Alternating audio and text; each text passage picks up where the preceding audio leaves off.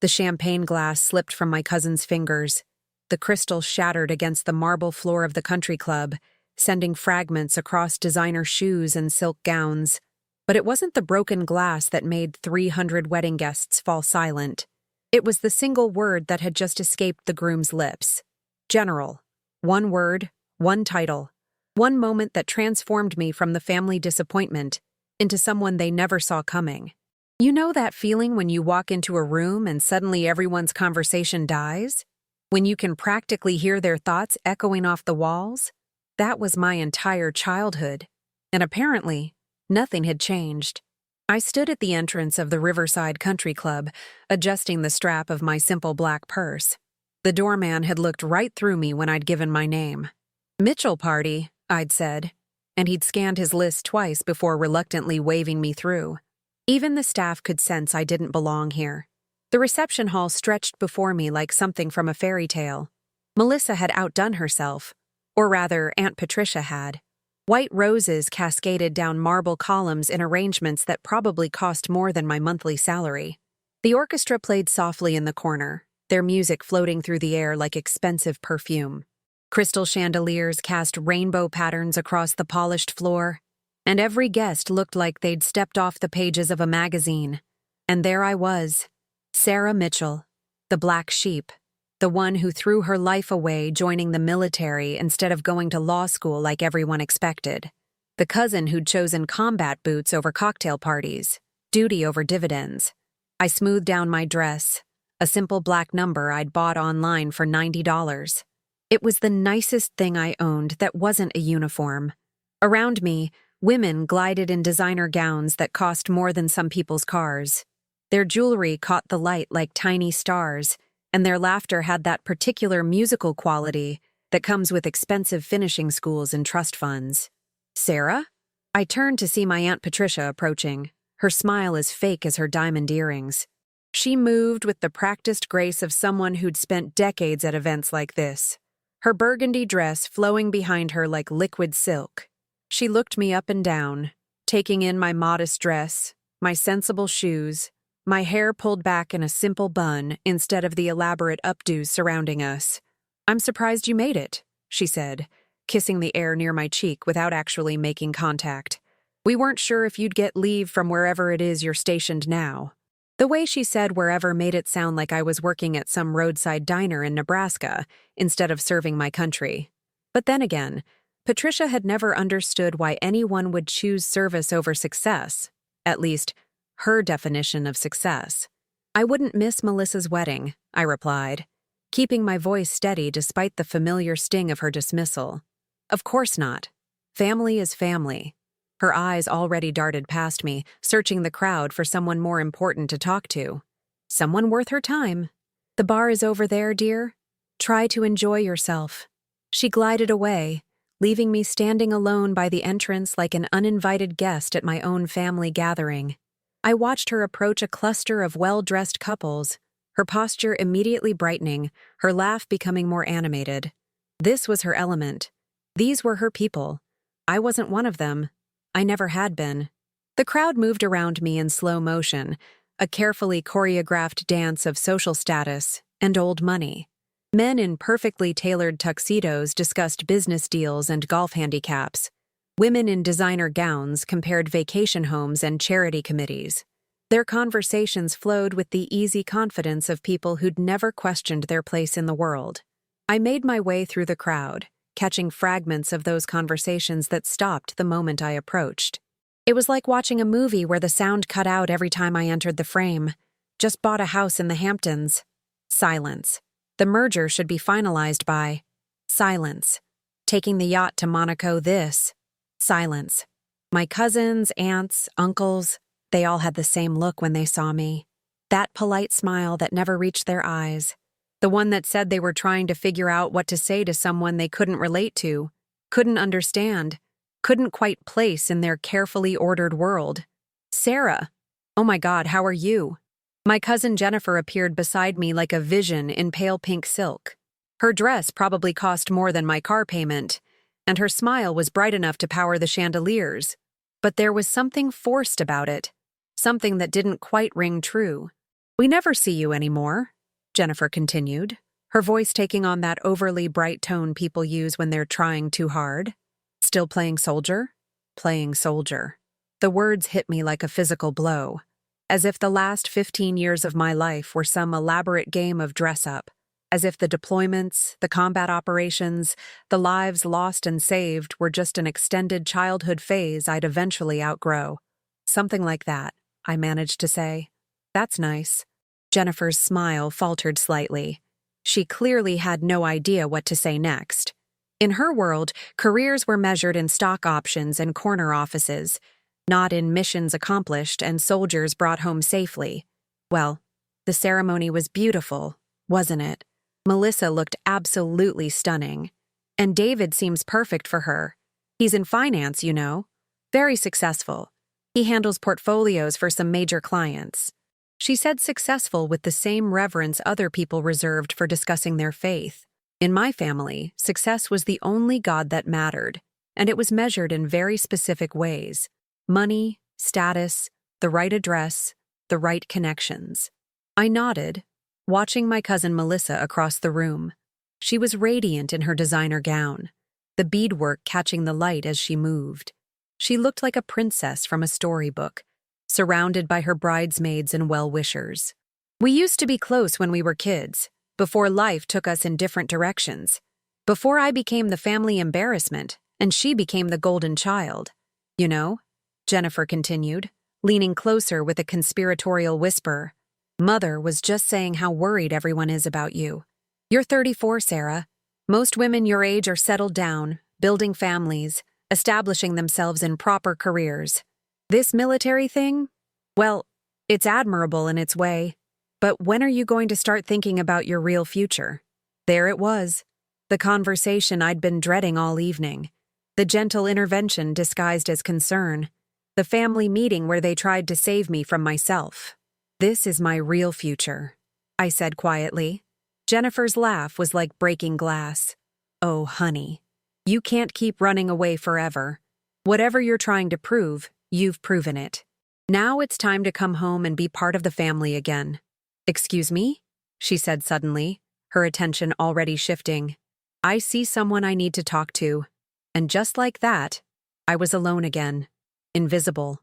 Dismissed. I found refuge near the windows overlooking the golf course. The sunset painted everything in shades of gold and amber, but I felt gray, colorless, like I was watching someone else's life through glass, forever on the outside looking in. The view was beautiful. Rolling hills dotted with ancient oak trees, perfectly manicured greens stretching toward the horizon. It was the kind of place my family belonged, where they felt comfortable and confident, where they knew the rules and spoke the language. I thought about the last place I'd watched a sunset, a forward operating base in Afghanistan, standing guard duty while my soldiers slept safely in their bunks. The horizon there had been harsh and unforgiving, all rocks and dust and the constant awareness that danger lurked beyond every ridge.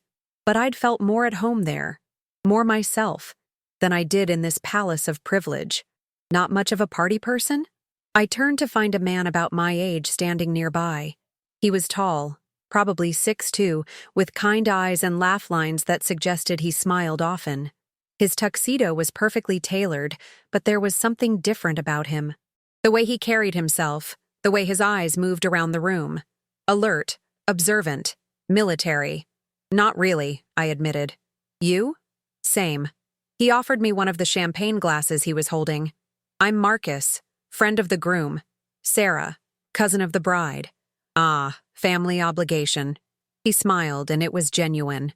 The first real smile I'd seen all evening. Those are always fun. Something about his tone made me laugh. Actually laugh. Not the polite twitter expected at these events. You have no idea. Actually, I do. His eyes swept the room, taking in the elaborate decorations, the expensive clothes, the carefully orchestrated elegance. Let me guess. You're the one who made different choices, and now you're here feeling like an exhibit at the zoo? I stared at him. How did you... The posture. The way you scan the room. The fact that you've positioned yourself with your back to the wall and a clear view of all the exits. He took a sip of his champagne. Plus, you look like you'd rather be anywhere else, which in my experience is how most service members feel at civilian parties. A chill ran down my spine. He'd read me in 30 seconds. You're military too? Navy. Well, was. 20-year career, retired as a commander. Now I do security consulting for defense contractors. He raised his glass toward mine. To surviving family gatherings. I clinked my glass against his, feeling some of the tension leave my shoulders. To survival. We stood in comfortable silence for a moment, watching the party swirl around us. It felt good to talk to someone who understood, who didn't look at me like I was a puzzle they couldn't solve or a problem they needed to fix. What branch? Marcus asked. Army. How long? 15 years. His eyebrows rose slightly, and I saw something shift in his expression. Respect, maybe. Recognition. That's a serious commitment. What's your specialty? I hesitated. This was always the tricky part. How do you explain what you do without sounding like you're bragging? How do you talk about leading soldiers in combat to someone who thinks success means closing a business deal? Operations. Nothing too exciting. Marcus nodded, but I could see him processing, calculating. He knew I was downplaying something, but he didn't push. Another point in his favor. The hardest part isn't the deployments, he said quietly. It's coming back to this world and trying to explain why what we do matters to people who think the biggest challenge in life is choosing between the Porsche and the Mercedes. I nearly choked on my champagne. Exactly. Sarah, there you are. My stomach dropped. My mother approached with her usual hurricane energy, her sequined dress sparkling under the chandeliers. Behind her walked my father, looking uncomfortable in his rented tuxedo, and my brother David, the successful one, the lawyer, the golden child who'd done everything right. I've been looking everywhere for you, Mom continued, grabbing my arm with perfectly manicured fingers. Come, there are people I want you to meet. The Hendersons from the country club. Their son is a doctor, very successful. Single. Mom, I'm fine. Nonsense. You're 34, Sarah. You can't keep using the military as an excuse forever. She was already pulling me away from Marcus, her voice carrying that edge of desperation I knew so well. It's time to think about your future. A real future. With real prospects. Using the military as an excuse. As if my entire career, my entire adult life, was just an elaborate way to avoid growing up and settling down like a proper woman should. I caught Marcus's eye over my shoulder. He gave me a sympathetic smile and mouthed good luck. The next hour was a blur of awkward introductions and conversations that felt like job interviews for a position I didn't want. The doctor my mother mentioned turned out to be a pretentious bore named Chad, who spent 20 minutes explaining why my little army phase was probably just delayed rebellion against authority figures. I see it all the time, he said, swirling his whiskey with practiced authority. Women trying to prove they're as tough as men. But biology is biology, you know? Eventually, the maternal instincts kick in, and you realize you're fighting against your own nature. I smiled politely while imagining the various ways I could disable him without spilling my drink. Then came the real estate mogul who told me about his nephew who'd done a stint in the service before getting serious about business. 2 years in the Air Force, he said proudly. But then he came to his senses and joined the family firm, making real money now. You should talk to him about opportunities in commercial development. A stint. 2 years. As if military service was like a gap year abroad. Something you did to pad your resume before starting your real life. Next was the judge's wife, a brittle woman with too much plastic surgery who asked if I'd ever considered settling down and doing something more feminine. The military is fine for men, she said, her voice dripping with condescension. But a woman your age should be thinking about marriage, children, building a proper home. All this running around the world playing soldier. Well, it's not very ladylike, is it? Each conversation chipped away at my resolve. Each patronizing smile made me feel smaller, more invisible. These people looked at me and saw failure. A woman who'd made all the wrong choices. Someone to be pitied and fixed and redirected toward a more appropriate path. I excused myself and headed to the ladies' room, needing a moment to breathe. The bathroom was as elegant as the rest of the venue. All marble and gold fixtures and soft lighting. I stood at the mirror, looking at my reflection, and trying to remember why I'd thought coming here was a good idea. 3 women entered, their voices carrying the particular cadence of people who thought they were alone. That's Sarah, Patricia's niece, the one who joined the army. Such a shame, really. She was so bright as a child, could have been anything she wanted. Now look at her, 34 and alone, no career prospects, no family. I heard she's stationed in some godforsaken place overseas. Patricia is beside herself with worry. They hadn't seen me. I was standing right there, and they were talking about me like I was some cautionary tale, some tragic figure to be pitied and discussed. I slipped out of the bathroom and back into the reception, feeling more invisible than ever. Ladies and gentlemen, may I have your attention, please? The orchestra stopped playing. Conversations died mid-sentence. David, the groom, stood at the center of the room with a microphone in his hand, looking confident and composed. Melissa beamed beside him, her arm linked through his, her face glowing with happiness. I moved closer to the edge of the crowd, already planning my escape. I'd stay for the cake cutting and then slip away. No one would notice. No one would miss me. Thank you all for being here tonight to celebrate with Melissa and me, David began, his voice carrying easily through the elegant space. When we first started planning this wedding, we knew we wanted it to be perfect. And looking around at all of you, our family, our friends, the people who matter most to us, I can honestly say it is. Polite applause rippled through the crowd. I checked my watch. Another hour, maybe 2, and I could be home in my quiet house with my dog and a book and the comfortable solitude I'd learned to prefer. Before we continue with the evening, David said, I want to take a moment to thank some very special people. He began the usual wedding speech routine. Thanks to the parents who'd raised them, the wedding party who'd supported them, the vendors who'd made everything beautiful. I zoned out, watching the faces around me. They were all so similar. Well-fed, well-dressed, well-connected, people who'd never questioned their place in the world because that place had been guaranteed from birth. I also want to acknowledge someone else, David continued, and something in his tone made me look up.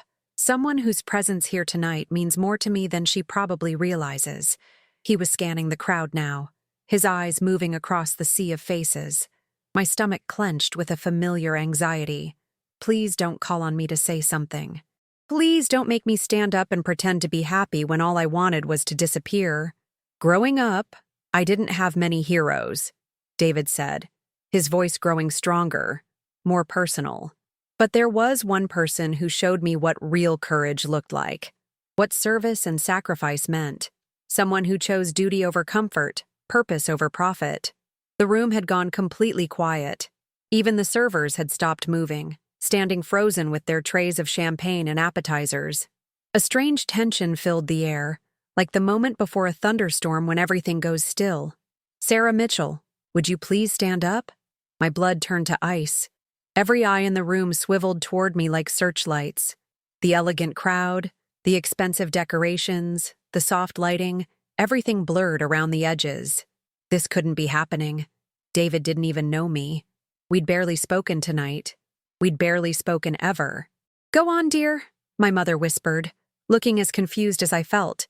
Her face had gone pale, and I could see the wheels turning in her mind, trying to figure out what was happening. On shaky legs, I stood up. The room felt enormous, like I was standing at the bottom of a canyon with hundreds of people staring down at me. Every face showed curiosity and confusion.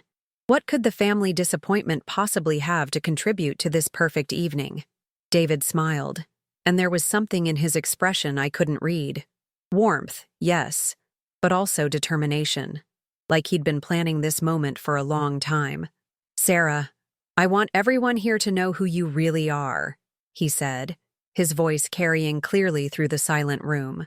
Because somehow, you've managed to keep it quiet all these years. My heart was pounding so hard I was sure everyone could hear it. What was he doing? How could he possibly know anything about my life, my work, my... Ladies and gentlemen, David continued, his voice growing stronger with each word, I'd like you to meet Brigadier General Sarah Mitchell, United States Army. The words hit the room like a bomb. I heard someone gasp. Someone else whispered, "General?" Like they'd never heard the word before. Winner of the Distinguished Service Cross, the Purple Heart, and the Bronze Star with V device for valor, David continued relentlessly. A woman who led troops in 3 combat deployments and commanded a forward operating base in one of the most dangerous regions in Afghanistan. The champagne glass slipped from my cousin's fingers. The crystal shattered against the marble floor, sending fragments across designer shoes and silk gowns. But no one looked down. Every eye remained fixed on me. "A woman," David said, his voice filled with emotion, "who saved my brother's life." The silence was deafening. I could hear my own heartbeat, the soft hum of the air conditioning, the distant sound of traffic outside. My mother's face had gone completely white. My Aunt Patricia's mouth hung open like she was trying to catch flies. My cousin Jennifer looked like she'd been slapped. "Sarah probably doesn't remember," David continued, his eyes finding mine across the room. "But 5 years ago, when her convoy was ambushed outside Kandahar, she personally carried my wounded brother 2 miles to safety under enemy fire." My eyes found Marcus in the crowd. He was smiling through tears, raising his champagne glass in a silent salute. Lieutenant Marcus Wilson. I remembered now. The young officer who'd taken shrapnel to the chest when an IED exploded under our lead vehicle. I'd carried him because that's what you do. You don't leave anyone behind. "Sarah doesn't talk about what she does," David said, his voice growing stronger.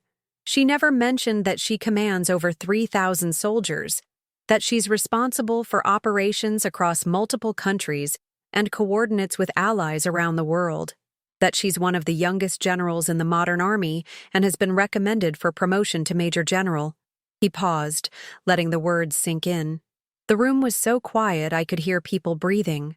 "She just sits quietly in the corner while people treat her like she's nobody." The last word hung in the air like an accusation.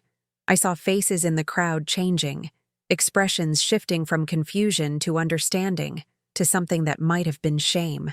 "So please," David said, "join me in honoring Brigadier General Mitchell, a true American hero who happens to be related to some very lucky people." The applause started slowly, uncertainly, one person clapping, then another. Then it built, growing stronger and stronger until the entire room was on their feet. The sound was overwhelming, crashing over me like a wave. Some people were crying. Others looked ashamed.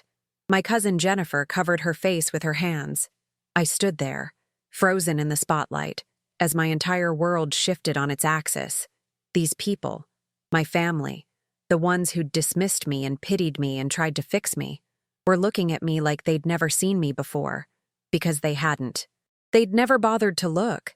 Marcus appeared at my side, moving through the crowd with practiced ease. "Surprise," he said softly, his voice barely audible over the continuing applause. "You planned this?"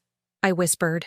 "David's been wanting to do this for years," he said, squeezing my shoulder. Tonight seemed like the perfect opportunity. The applause finally began to die down, but people remained standing. They were looking at me with new eyes, and I could see the mental calculations happening. The family failure was actually a general. The woman who'd thrown her life away was actually a war hero. The cousin who'd chosen wrong was actually someone who'd chosen to serve something bigger than herself.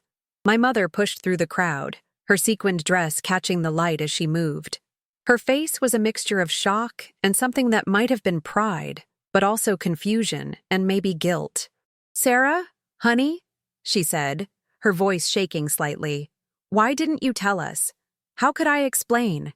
How could I tell her that I'd tried, over and over, but no one wanted to listen? That every time I mentioned my work, someone changed the subject or made a joke about playing soldier? That I'd learned early on that my family preferred their version of me, the disappointing one who'd lost her way, to the reality of who I'd become? You never asked," I said simply. The words hit her like a physical blow.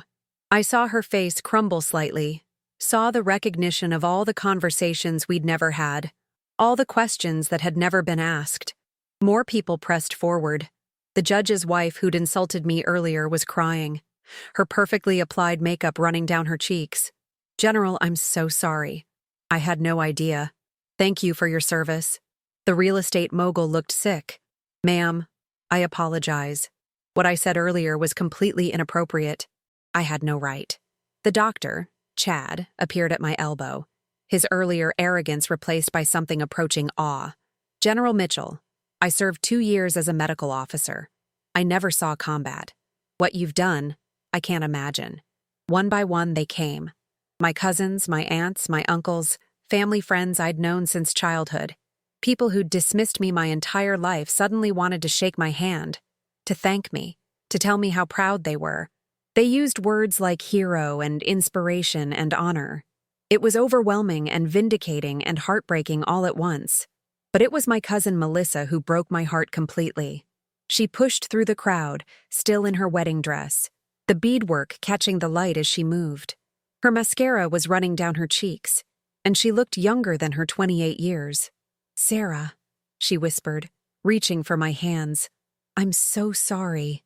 We used to be so close when we were kids, and I don't know what happened to us." I remembered the summers we'd spent together as children, building forts in her backyard and planning elaborate adventures. She'd been my best friend before life pulled us in different directions, before I became the disappointment and she became the success story. "Life happened," I said, squeezing her hands. "You got busy building your life. I got busy defending it. I want to fix this," she said urgently. "I want my cousin back. The real one, not the version I thought I knew." "She never left," I told her. "She was just waiting for you to notice." We hugged then, right there in the middle of her wedding reception, and for a moment, I was 8 years old again, planning adventures with my favorite cousin. The party continued, but everything had changed. The same people who'd ignored me all evening now hung on my every word. They wanted to hear stories, to understand what I did, to know the woman they'd never bothered to meet. "Tell us about Afghanistan," someone said. "What's it like commanding so many soldiers?" asked another. "Have you met the president? What's the most dangerous situation you've been in?" The questions came fast and eager, and I found myself talking about things I'd never shared with civilians before. Not the classified details, but the human moments. The pride of watching young soldiers grow into leaders. The weight of responsibility for thousands of lives. The satisfaction of missions accomplished and objectives achieved. I told them about the school we'd helped build in a remote village. How the children had painted a mural on the wall thanking American soldiers.